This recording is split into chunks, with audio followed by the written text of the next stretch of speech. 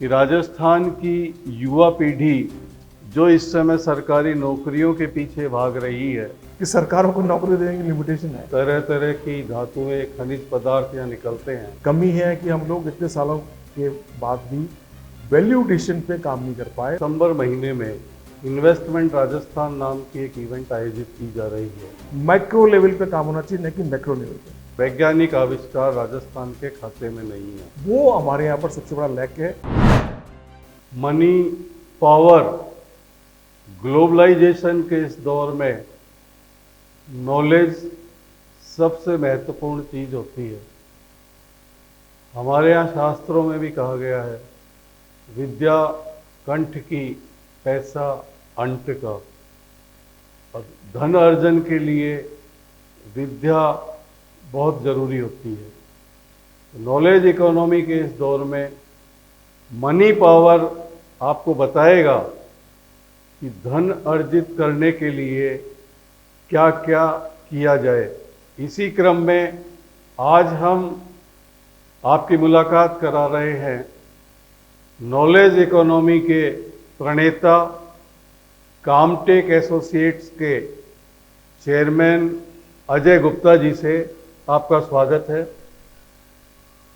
अजय गुप्ता जी वो शख्सियत है जिन्होंने पूरी दुनिया के 5 महाद्वीपों में अपने काम से छाप छोड़ी है। भले ही एशिया हो, अफ्रीका हो, यूरोप हो, अमेरिकी देश हो और लैटिन अमेरिकी देश, सब जगह इंडस्ट्रियल, इन्वेस्टमेंट और आईटी एडवाइज़र के रूप में आपने रिमार्केबल काम किया है। सौभाग्य की बात है आज आप हमारे बीच यहाँ मौजूद हैं। हम इनसे चर्चा करेंगे डेवलपमेंट की इकोनॉमी के वर्तमान दौर में, नॉलेज इकोनॉमी के वर्तमान दौर में निवेश के क्या क्या अवसर हैं, क्या क्या संभावनाएं हैं, और ख़ासकर राजस्थान के लिए। अजय जी कृपया बताएं कि राजस्थान की युवा पीढ़ी जो इस समय सरकारी नौकरियों के पीछे भाग रही है, एक तो उसके लिए किस तरह के काम के अवसर हैं, और दूसरा बिजनेस कम्युनिटी की अगली जनरेशन जो कुछ नया करना चाहती है, उसके लिए किस किस तरह की संभावना, किस किस तरह के निवेश और काम करने के अवसर इस समय उपलब्ध है। अजय जी। देखिए, जो आपने कहा उसमें आपने 2-3 पॉइंट बताए, तो मैं आपको पॉइंट पर ही बताता हूँ। पहले तो राजस्थान का युवा हो या कहीं का भी युवा हो, हमें ग्लोबलाइजेशन के जो इम्पैक्ट हैं और जो टेक्नोलॉजी बहुत फास्ट चेंज हो रही है, ऑब्सोलेसेंस कहते हैं, उसका इम्पैक्ट रोज़गार में और कैरियर में पड़ना तय है। हमें ये समझना पड़ेगा कि आप देखें, टेक्नोलॉजिकल ऑब्सोलेसेंस एक शब्द यूज़ करता हूँ मैं, इसको डिसरप्शन ही बोलते हैं। और जयपुर में सबसे पहले मैंने 2016 में डिसरप्शन शब्द यूज़ किया था। डिसरप्शन का मतलब है कि जैसे व्यवस्थाओं में आज हम काम करते हैं, उस व्यवस्था को डिस्टर्ब करके नई व्यवस्था के साथ काम करना। अभी आप देखते हैं कि अब अचानक से हमने देखा कि पिछले 6-7 महीने में एआई जैसी बहुत चीज़ें आ गई। चैट जीपीटी अचानक से आया, जो किसी ने 8 महीने पहले सोचा भी नहीं था कि अचानक से आ जाएगा। हम इंटरनेट, ई कॉमर्स, ईमेल सब जानते थे। तो चैट जीपीटी जब आ गया तो ह्यूमन माइंड को रिप्लेसमेंट करने की तैयारी कर रहा है। हम ये भी मानते हैं कि अभी वो बड़े शैशव व्यवस्था में है, लेकिन जिस हिसाब से उस पर वर्क हो रहा है, उस हिसाब से हमें मानना पड़ेगा कि बहुत सारे आज के प्रेजेंट जॉब को एआई खत्म कर देगा।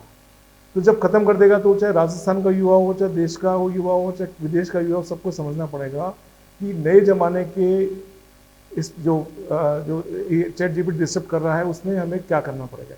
ये आपकी सच्चाई है कि राजस्थान का युवा सरकारी नौकरी के पीछे भाग रहा है, क्योंकि हम लोग, सरकारें हों चाहे हम लोग हों, हम युवा को ये नहीं बता पा रहे कि सरकारों की नौकरी, और सरकारें भी, कि सरकारों को नौकरी देने की लिमिटेशन है। सरकारें भी मैक्सिमम प्राइवेटाइज करना चाह रही हैं, तो नौकरियां हैं कहाँ। आप देख लें, चाहे कोई भी सरकार आए, प्राइवेटाइज करना उनकी मजबूरी है, क्योंकि बहुत कुछ चीज़ें चला नहीं सकते। और जब सरकारें प्राइवेटाइज करेंगी, आज एयरपोर्ट प्राइवेटाइज हो गए, रेलवे स्टेशन प्राइवेटाइज करने की बात हो रही है, तो नौकरियां हैं कहाँ।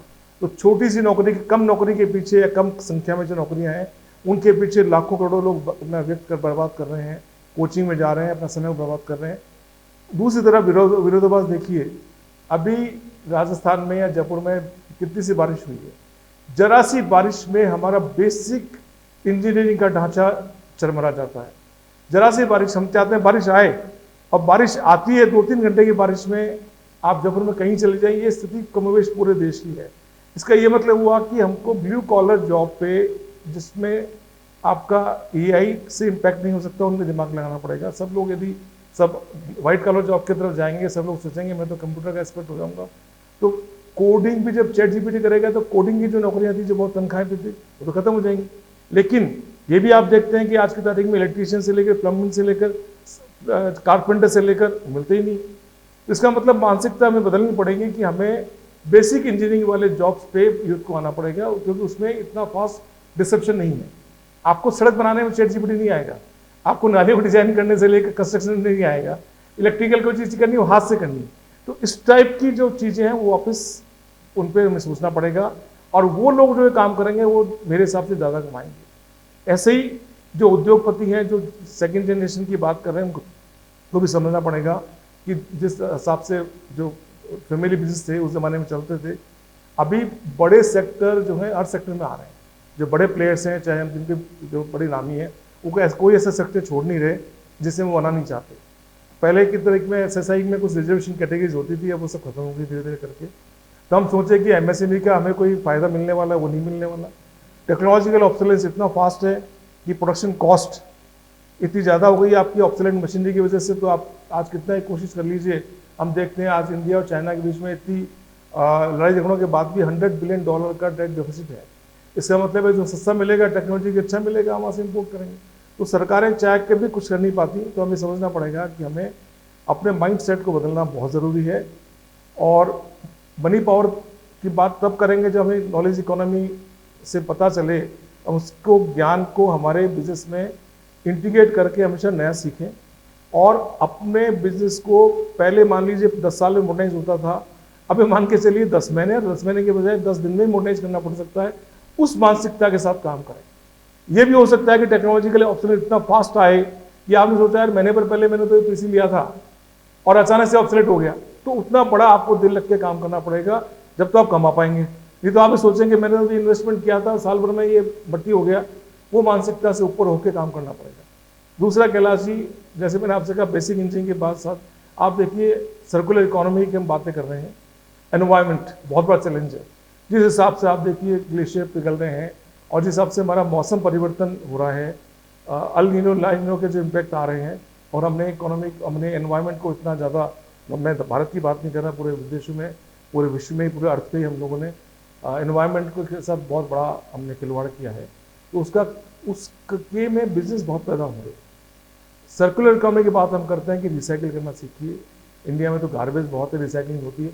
इन सब बिजनेस में पैसा बहुत है। जो हम सोचते थे पहले के ज़माने में कि लोअर तबके के जॉब है, यदि आप आज से देखिए 20 साल में हमने जिनको लोअर तबके का जॉब माना, मेरा विचार में आने वाले समय में वही आपको सबसे ज़्यादा रिम्यूनरेशन देंगे।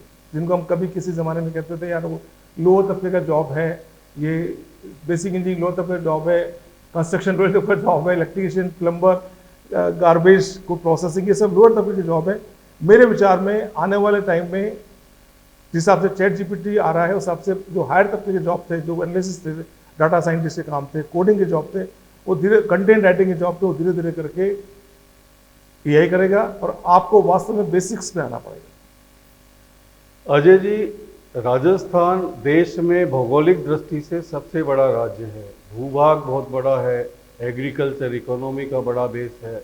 इसके अलावा यहाँ बहुत वैरायटी में माइंस उपलब्ध है, तरह तरह की धातुएं, खनिज पदार्थ यहाँ निकलते हैं। तो राजस्थान एक बड़ी इंडस्ट्रियल इकोनॉमी बन सकता है। क्या आप इस संभावना से सहमत हैं? अगर हाँ, तो राजस्थान सरकार औद्योगिक इकोनॉमी को डेवलप करने के लिए किस तरह के कदम उठा रही है और किस तरह के कदम उसे आगे और उठाने हैं, इस पर थोड़ा सा प्रकाश डालिए। कैलाश जी, आपका सच है कि अब राजस्थान सबसे बड़ा एरिया है पूरे इंडिया में, और हमारे पास रॉ मटेरियल, चाहे माइनिंग हो, चाहे एग्रीकल्चर हो, चाहे हॉर्टिकल्चर हो, रॉ मटेरियल की कोई कमी नहीं है। कमी है कि हम लोग इतने सालों के बाद भी वैल्यू एडिशन पे काम नहीं कर पाए। मैं हमेशा ये कहता हूँ वैल्यू एडिशन का मतलब है कि आप रॉ मटेरियल को प्रोसेस करके भेजें। अभी राजस्थान से हमें पता है ब्यावर से लेकर सब जगह से बीकानेर से लेकर दुनिया भर का माइनिंग मिनरल का रॉ मटेरियल गुजरात जाता है और वहाँ से हम सिरेमिक टाइल मंगा के पूरे देश में भेजते हैं, हम खुद भी मंगाते हैं। मोरबी की टाइल्स पूरे जयपुर में सब जगह राजस्थान में आ रही है, लेकिन रॉ मटेरियल राजस्थान से जा रहा है। तो कहीं ना कहीं ये रॉ मटेरियल को भेजने की जो मानसिकता है, हम यही चाहते हैं। मेरा सुझाव तो यही है कि हर डिस्ट्रिक्ट वाइज क्या रॉ मटेरियल अवेलेबल है, उसकी किस टाइप की प्रोसेसिंग हो सकती है, इसके लिए रिसोर्स मैपिंग का एक कंसेप्ट यूज किया जाना चाहिए। उसमें आप तय करें कि वो रॉ मटेरियल वहीं प्रोसेस हो। अच्छा, इसमें क्या है, जो बड़ा चैलेंज ये है कैलाश जी, कि तकनीकी प्रोसेसिंग की बहुत फास्ट चेंज हो रही है, चाहे वो मिनरल्स की हो, चाहे वो एग्रो वैल्यू एडिशन की हो, चाहे हॉर्टिकल्चर वैल्यू एडिशन की हो, चाहे डेयरी की हो, वो तकनीकी बहुत ज़्यादा चेंज हो रही है। तो उस हिसाब से जो उस तकनीक को जानने वाले लोग हैं, एक्सपर्ट हैं, उनको जोड़ के हम ये देखें कि किस टाइप की इन्वेस्टमेंट की इंडस्ट्रीज वैल्यू एडिशन की आ सकती है, और इन्वेस्टमेंट की डेफिनेशन भी डिफाइन करने के हिसाब, मान लीजिए 2 करोड़ तक का इन्वेस्टमेंट में हम ये वाला पर डे का प्लान डिजाइन कर सकते हैं। उतना माइक्रो लेवल पे हमें काम करना पड़ेगा, और वो जानकारी को हमें डिसिमिनेट करना पड़ेगा, ताकि एंटरप्रेन्योर जो है, यूथ है, उसको पता है यार ये मेरे को मिनरल मिल जाएगा, उसका मैं क्या क्या कर सकता हूँ। वो उस हिसाब से अपने इन्वेस्टमेंट हिसाब से फिर वो जो भी गवर्नमेंट के लोन है या बैंक के लोन है प्लस सब्सिडी उसके हिसाब से अप्लाई करे। तो एक हैंड होल्डिंग का जो सिस्टम है, लेकिन हैंड होल्डिंग इतना तगड़ा होना चाहिए कि तकनीकी और फाइनेंशियल समेत हैंड होल्डिंग दिया जाए। तो मुझे लगता है राजस्थानी जो है बिजनेस करना चाह रहा है, और हम जानते हैं मारवाड़ी लोग कहाँ से कहाँ पहुँचे, तो वो सपोर्ट यदि पैदा किया जाए, चाहे वो इंडस्ट्री एसोसिएशन करें, चाहे सरकार करें, चाहे मिलजुल किया जाए, तब तो हम कह सकते हैं कि राजस्थान बहुत जल्दी औद्योगिकरण की तरफ बढ़ेगा। राजस्थान सरकार की तरफ से दिसंबर महीने में इन्वेस्टमेंट राजस्थान नाम की एक इवेंट आयोजित की जा रही है। इस इवेंट को लेकर आप क्या विजुअलाइज करते हैं? आपको क्या लगता है किन क्षेत्रों में निवेश आएगा? सरकार की नीतियों में किस तरह का बदलाव हो सकता है? कृपया इसके बारे में बताएं। देखिए, ये इन्वेस्टमेंट या डिसीजन जिसको अपन भी कहते हैं, सब जगह हो रहा है और स्टेट करती है, और हर बार जब नया गवर्नमेंट आता है तो हम क्या कहते हैं, पहले से बेटर करेंगे, और सोच भी अच्छा होता है, पहले से बेटर करते भी हैं। लेकिन साथ में वही चैलेंज है कि हम माइक्रो लेवल पे जाके कोई प्लानिंग नहीं करते। हमारे सारे जो डेलिब्रेशंस हैं वो होते हैं कितने लाख करोड़ के आए, और कितने लाख करोड़ में जब आप बात करते हैं तो डेफिनेटली बड़े लार्ज प्लेयर आएंगे। तो हम उस पूरे पिक्चर में कहीं एमएसएमई को या कहीं स्टार्टअप को या कहीं जो नया फैक्ट्री लगाएगा उसको विजुलाइज नहीं करना चाहते। दूसरा प्रॉब्लम क्या है, हमारे जो पॉलिसी मेकर्स हैं या जो भी स्टेक होल्डर्स हैं, उनकी मानसिकता ये है कि बिग इज ब्यूटीफुल। उनको लगता है कि यार 1000 करोड़ 2000 करोड़ 5000 करोड़ की फैक्ट्री आनी चाहिए। वो ये भूल जाते हैं कि 5000 करोड़ की फैक्ट्री वाला एम्प्लॉयमेंट कितना देगा। यदि हम कहेंगे कि नहीं हमें सेमी ऑटोमेटिक चाहिए, माइक्रो एमएसएमई में ज़्यादा इन्वेस्टमेंट चाहिए, तो रोजगार ही बढ़ेंगे। जो भी हमने पहले बात करी कि रोजगार ही नहीं है, तो रोजगार कहाँ से आएंगे? डेफिनेट सरकारी नौकरी नहीं है। तो ये हम इस टाइप की बात करें जो रोजगार की एमएसएमई इंडस्ट्रीज हों, जो पूरी ऑटोमेटिक नहीं हो, सेमी ऑटोमेटिक हो, और अच्छा टेक्नोलॉजी अच्छा क्वालिटी का काम करें। यदि उसके बारे में बात करेंगे तो सरकार को एम्प्लॉयमेंट भी जनरेट होगा, प्लस एक मास लेवल पे इंस्टीट्यूशन होगा। देखिए, आज ये समझने की कोशिश करिए, बहुत बड़े मैनेजमेंट गुरु हैं सीके प्रहलाद, उन्होंने कहा bottom of the pyramid theory दी, और बॉटम पिरामिड थ्योरी से ही आप देखिए आज की तारीख में जो इंटरनेट की कीमत हमने कम करी, जो आज एक रिक्शे वाला से लेकर एकदम गरीब आदमी भिखारी भी मोबाइल और इंटरनेट यूज़ कर रहा है, क्योंकि हमने कहा इतना सस्ता कर दो कि हर एक आदमी उसको यूज़ करे। बॉटम ऑफ द पिरामिड के हिसाब से आपको जानकारी होगी कैलाश जी की हिंदुस्तान में इंटरनेट का जो रेट है वो पूरे विश्व में सबसे कम है, क्योंकि उन लोगों ने सोचा है यार कि हर एक आदमी को जोड़ दो तो हमारा मार्केट पैदा होगा।